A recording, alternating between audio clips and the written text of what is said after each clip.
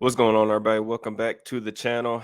Today, got one more scouting video for you guys. Going to give my full scouting report on one of my guys in this class, Adonai A.D. Mitchell, wide receiver from Texas.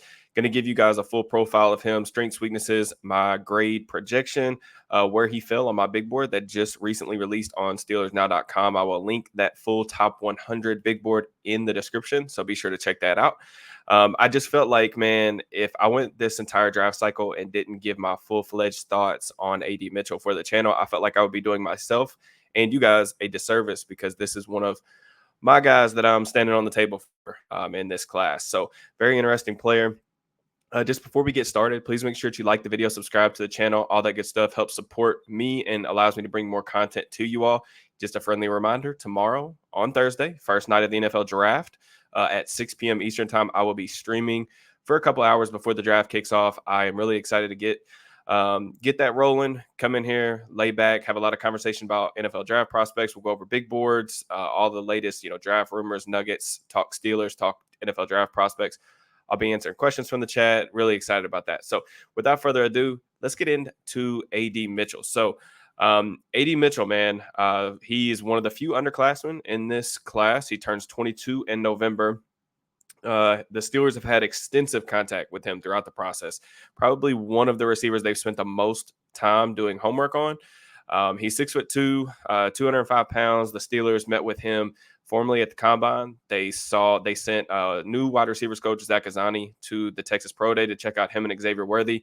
And then A.D. Mitchell was also a top 30 visitor to the facility. So extensive amount of research they've done on this kid. But if you just look at the athletic profile, 9.99 relative athletic score, one of the most athletic receivers we've ever seen test in NFL history. Ran a 4.34 40-yard dash and a blazing 1.48 10-yard split, 39.5-inch vertical. I think you see flashes of all of those things pop up on tape. Last season, he had 845 receiving yards and 11 touchdowns after transferring from Georgia. So just some of my scouting report notes, man, on him. I'm pretty bullish on what the value and the things that he can bring to the table. Just some of the things I wrote, smooth playmaker, deceptive route runner, creates space for himself regularly by varying his stems, finding defenders' blind spots, very light on his feet, manipulates his pace within his routes. He lulls defenders to sleep. Just a very, very loose mover in and out of his breaks and shows good acceleration throughout the route. Players his size just not move like this. Very flexible lower half, the ability to sink his hips, get back to the ball. Very impressive, explosive, quick accelerator, long speed to stack defenders. Like I said, I do think you see sub 4.4 speed at times, like when he's really allowed to just stretch out, stride out, and go and get vertical. Can defeat press, which is a thing that I value a ton with receivers that are going to play on the outside. He can defeat press with a varied release package, full route tree. Everything is available. I mean, I'm talking like not just the regular route tree, but 7 stops, blaze outs, anything you want this dude to run, he can run it and run it well from day one. He's excellent on in breakers, double moves. You'll see him flash head fakes and routinely get open on those routes. I think he's got really good hands. He'll go over the middle. He'll haul in targets outside of his frame. When he was allowed to do so, I felt like there were a couple opportunities for him to, run those deep digs over the middle, and that was also, something that I wanted to see more of. He's got springy leaping ability. He can hang in the air like few can. If you guys remember that Washington playoff game, he mistimes his jump and kind of just elevates to the apex and just hangs in the air and almost freeze frames the ball into his hands. He's a natural hands catcher. I just think when you look at him on the field, he oozes confidence. He carries himself like he's one of those dudes. He carries himself like he's the best player on the field. And if you want those type of dominant athletes, those alphas, if you will, that are going to be on an NFL field with the other best athletes in the world, this dude believes he can do it. And I think that's an interesting part of his evaluation. He's also a relatively clutch player. He's got 5 touchdowns in 5 career playoff games. It's a really small sample size, but I do think it's worth noting in his scouting report that when, the lights got really bright, this dude showed up, and that was, at Georgia and at Texas. In terms of the weaknesses in his game, just for the on-field stuff first, I do feel like he can be a little bit of a freestyler. The Texas offense isn't necessarily always built on, a lot of timing stuff. So there are a couple excess steps, and he takes a little bit to get into his break, but relatively easily cleaned up at the next level. There are some effort concerns with him. There is examples of him quitting on routes and just not going full speed, especially like when he knows he's on the backside of the progression, or he's not necessarily going to be the number one, number two read on a play. But there was also a time or two that I saw him just like quit on a route that he, for whatever reason, just stopped. And definitely know that quarterbacks are not going to appreciate that if that continues at the next level. Unspectacular production. I mean, I don't necessarily think 830 like 45 yards is alarmingly low, but for a player with this amount of talent, you would have liked to have seen him be more productive even last season after he was healthy again. But I'd also argue that quarterback play and Quinn Ewers, we'll just call it shoddy. Deep ball accuracy was a really, really strong factor there. I mean, I think the big thing, and I'm pro analytics. You guys know that if you follow me on the channel, but I'm pro analytics. But I think sometimes looking at a spreadsheet, like numbers can lie. If you look at this dude, if he was just able to get like two more accurate deep balls, in my opinion, we're not even having the production discussion in his scouting report. So that's just something that I push back on pretty hard, to be honest with you. I don't ever see him being a strong run after catch threat. He's not a type of player that's going to necessarily make you miss, and he wasn't really used like that in college either. And I just don't see that as being like a overly positive part of his game. The big things I think that people talk about with him are the off-field stuff, and I will just kind of get into what I've heard, and then some of the things kind of floating out there. It's came out in the McGinn article that he's a diabetic. He was described as, quote, rude and abrasive, with character reports that were less than ideal from both Georgia and Texas. I have talked to this dude personally twice. I did not find him rude or abrasive personally, and I know that people that have covered him at Texas didn't describe him that way either. But the diabetic thing, I do think it has some type of legs. That's definitely something that you're going to have to monitor and get his blood sugar right. My biggest questions were, from people that I think know a little bit more about him than I do. I really just wanted to know, like, does this dude love football? And the answer from those people that I got was yes, when his blood sugar is good. So, Mark Andrews is an interesting player for the Ravens. He's a guy who basically has to have a staffer. He has to go through all those different procedures on the sidelines every Sunday. And that probably is going to be the life for A.D. Mitchell in the league. But I do think, that's definitely something that can be controlled. But everybody's going to have a different take or a different opinion on that sort of stuff, I guess. But where I settled, man, was like, this dude's a first round type of talent. He ended up landing extremely high on my big board. He was 14th.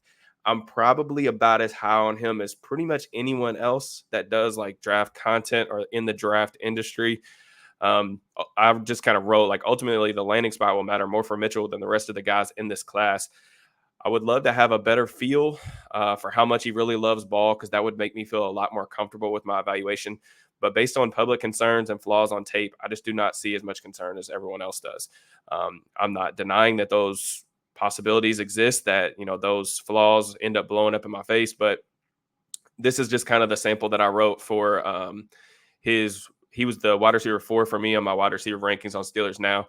And I just put loose, fluid bucket getter who thrives when given the green light to isolate one-on-one, especially for his size. Mitchell's combination of quick twitch, lower body flexibility, and straight line speed is incredibly difficult to find. There's flashes of dominance on tape, but in order for him to tap into his near limitless potential, he'll need to lock it in from a focus perspective. Like I said, man, I just don't see a lot on tape that doesn't give me hope for this dude to be a really, really productive receiver.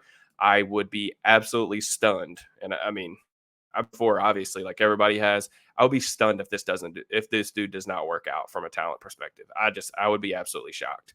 But I think at his best, Mitchell profiles as a big time X receiver who can get open at all three levels. If you guys have followed me for a long time, y'all know I preach this, like, separation is king, especially at the NFL level. I value separation ability probably more than anyone else. I just think that there's so much value in having a player that can tilt the coverage or consistently win one-on-one. And like I said, I would be stunned if Mitchell isn't able to do that at the next level. I could understand if the Steelers didn't want to bring in, another high maintenance wide receiver, just based on some of the people that they've dealt with, in years past under Mike Tomlin. And I completely get that kind of thought process. But at the same time, like, I do think that pretty much every wide receiver has some type of diva ish tendencies. But I do think that the Steelers have definitely done their due diligence. You can't ask for anything more in terms of like them looking into a player. I'm so happy that they're at least doing their homework because I feel really comfortable. And another thing is like I think that I'm looking at his ranking a little bit with a biased standpoint of through the Steelers lens. I've seen Mike Tomlin, I've seen the Pittsburgh organization consistently get the most out of these guys. I was really high on George Pickens. He was the 30th ranked player, I believe, for me in 2022. And I think I speak for myself, but I think you guys would agree with me that I think that investment has really paid off. Pickens did end up sliding to the second round.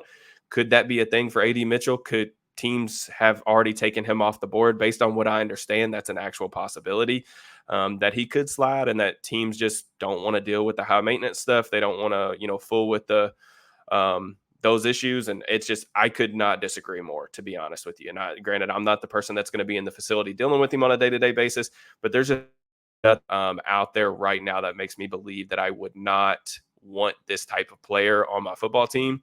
And I realize that, this is definitely one of those situations where I'm swinging big for the fences on a person that I think can be a legitimate, like, a true number one wide receiver at the NFL level. And I think that's absolutely worth the first round pick. And that's why I gave you a first round grade. I've been burned by these players before, but I think that more often than not, when you do get burned like this, it's really because guys just don't love football. And unfortunately, I can't really answer that question. And there's nothing out there that says he doesn't love ball. And based on my conversations, I don't have a reason to believe he doesn't.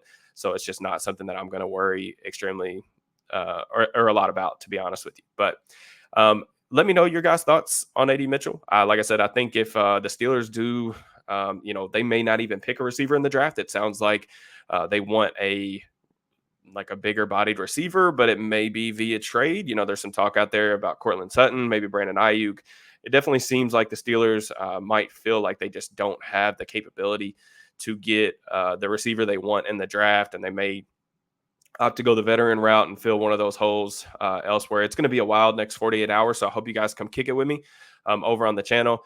I will have an enormous amount of content for you guys. I'm going to be recording a cool video just going over some last minute kind of Steelers and draft thoughts with my good buddy Nick Martin.